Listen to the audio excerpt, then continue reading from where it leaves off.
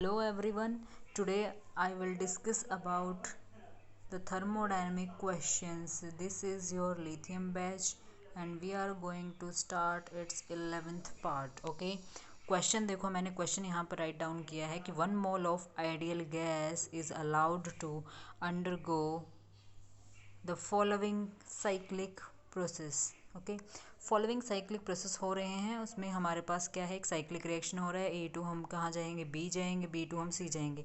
ठीक है, इसमें हमारे पास क्या हो रहा है कि एक ग्राफ हमें प्रोवाइड किया गया है और इस ग्राफ में हमें करना क्या है वो देखो ध्यान से।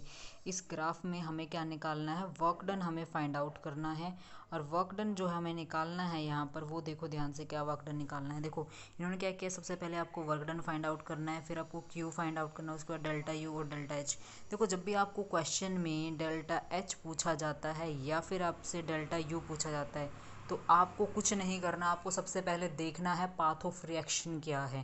दैट मीन्स ये आपको क्या दिया गया है, पीवी आइसोथर्म आपको प्रोवाइड किया गया है। इसमें क्या है, प्रेशर और वर्सेस में वॉल्यूम का आपके पास क्या है, प्लॉट आपको प्रोवाइड किया गया। तो प्रेशर वॉल्यूम वर्सेस वॉल्यूम का आपको प्लॉट प्रोवाइड किया। तो आपको इस प्रॉब्लम में क्या देखना है कि आपका पाथ कैसा है, आपका स्ट्रेट लाइन पाथ है या फिर आपका कैसा पाथ है, साइक्लिक पाथ है। यहाँ से शुरू हुआ था यहीं पर वापस आ गया, तो आपका साइक्लिक पाथ है या फिर स्ट्रेट लाइन पाथ है। ये आपको यहाँ पर कंसिडरेशंस करनी है कि किस टाइप का पाथ आपको प्रोवाइड किया गया है, उसके अकॉर्डिंग आप निकाल सकते हैं इस क्वेश्चन का आंसर। ठीक है, देखो ध्यान से।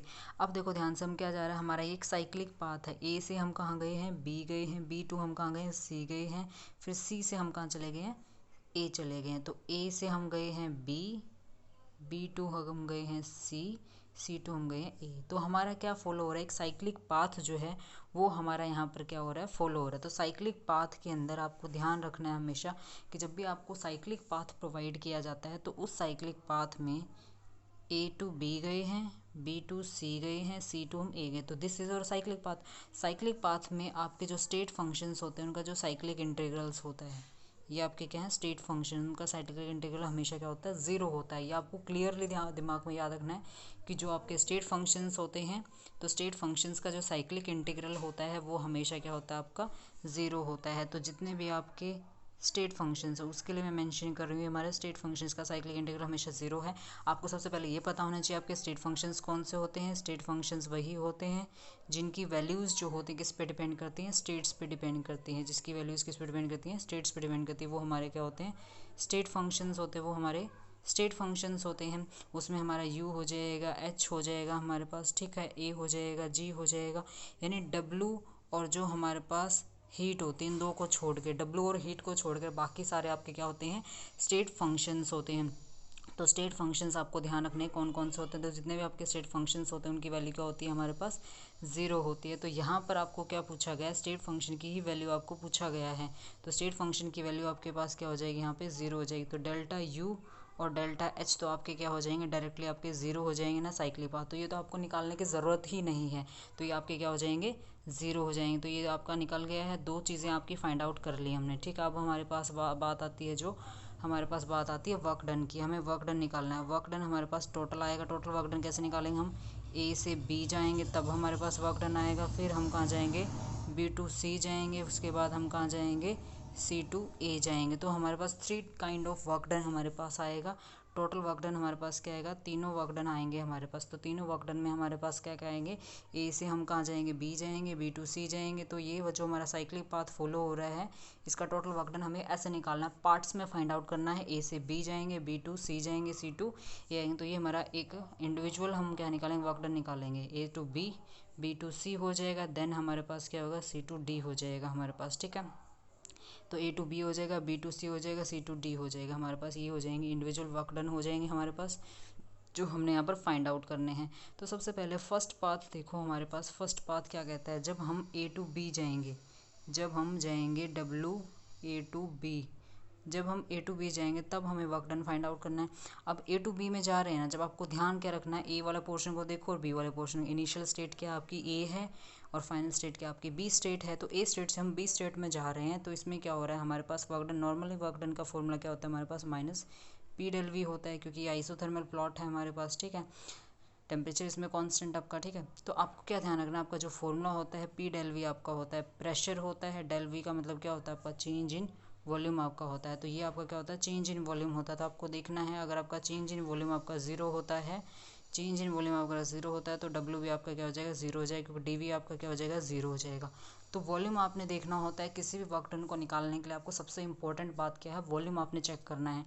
तो वॉल्यूम हमारा यहाँ पर कितना है, ये वेरी इंपॉर्टेंट रखता है हमारे लिए, ठीक है। तो डी वी अगर हमारा ज़ीरो हो जाएगा तो हमारा वर्क डन भी क्या हो जाएगा, हमारा ज़ीरो हो जाएगा।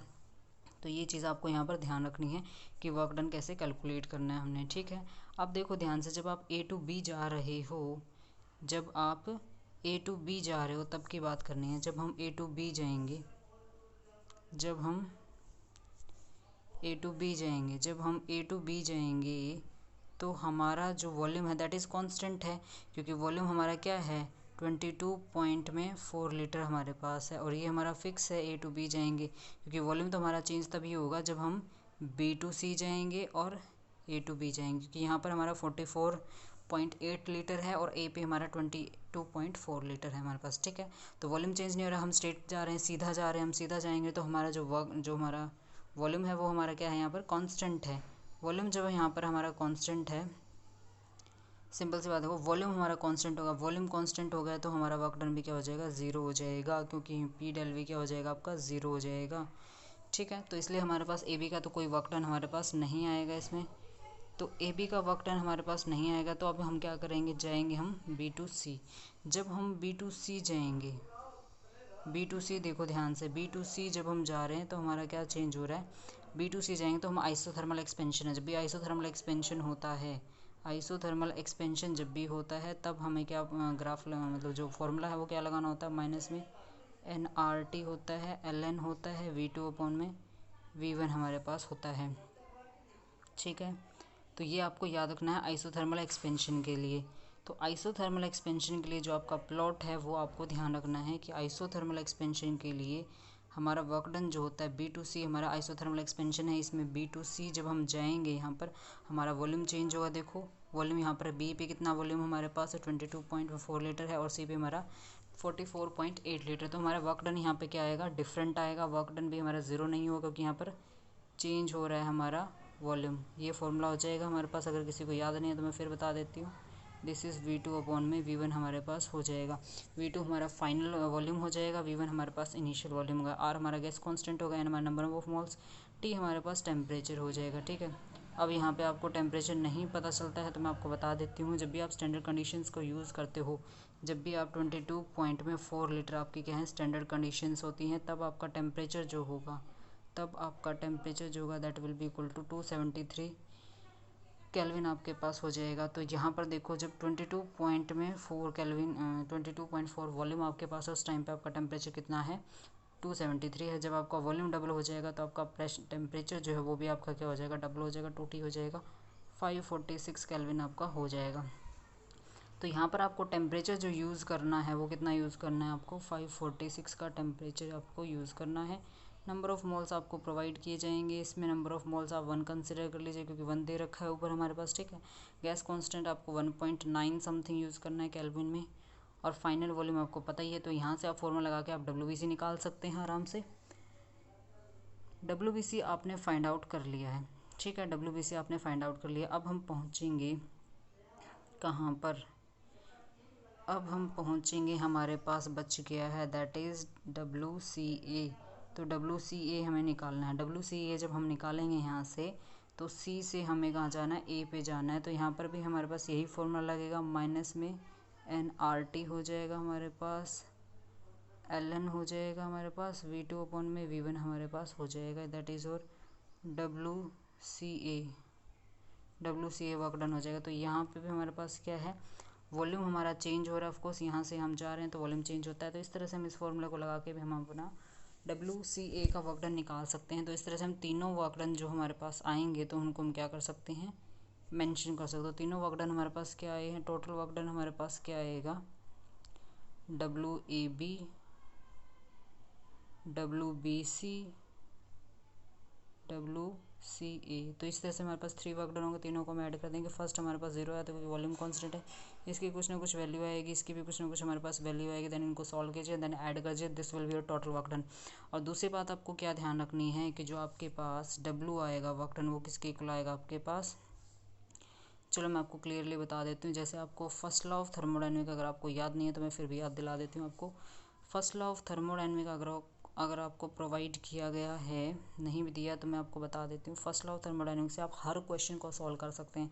फर्स्ट लॉ ऑफ थर्मोडायनेमिक्स, तो फर्स्ट लॉ ऑफ थर्मो आपको हमेशा ध्यान रखना है कि फर्स्ट लॉ ऑफ थर्मोडायनेमिक होता क्या है। फर्स्ट लॉ ऑफ थर्मोडायनेमिक होता है delta U is equal to में क्या होता है आपके पास क्यू प्लस में डब्ल्यू होता है। चेंज इन एनर्जी आपका डेल्टा यू हो जाएगा, क्यू प्लस में डब्ल्यू है आपका, डब्ल्यू वर्क डन है, क्यू आपकी हीट हो जाएगी, ठीक है। तो डेल्टा यू आपके पास हो जाएगा। हमें पता है कि हमारे पास क्या कंडीशन है, आइसोथर्मल कंडीशन है, और आइसोथर्मल कंडीशन में आपका चेंज इन टेम्परेचर जो होता है दैट इज़ 0 होता है आपका।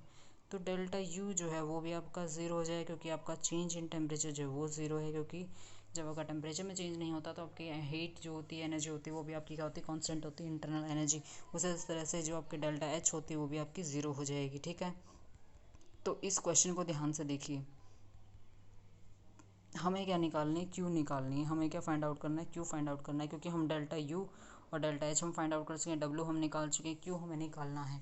जब हम क्यू फाइंड आउट करेंगे तो क्या आएगा हमारे पास, देखो डेल्टा यू हमारे पास क्या है 0, क्योंकि हमारे पास टेम्परेचर में चेंज जो है दैट इज़ हमारे पास 0 है। तो delta U change in energy हमारे पास 0 है, क्यू प्लस में डब्ल्यू, इस फॉर्मूले को आप लगाएंगे तो ये आपका 0 है, तो ये क्या बच गया आपका क्यू प्लस में डब्ल्यू बच गया। तो क्यू को अगर आप निकालना चाहते हैं तो ये आ जाएगा आपका माइनस डब्ल्यू, यानी जो भी आपके वर्क डन की वैल्यू आएगी उसको आप क्या कर देंगे, माइनस डब्ल्यू कर देंगे। मीन्स वर्क डन की जो भी वैल्यू आपके पास आएगी उसके आगे आप नेगेटिव का साइन लगा देना, वो आपकी क्या हो जाएगी, हीट हो जाएगी। So thank you so much, meet you in next video.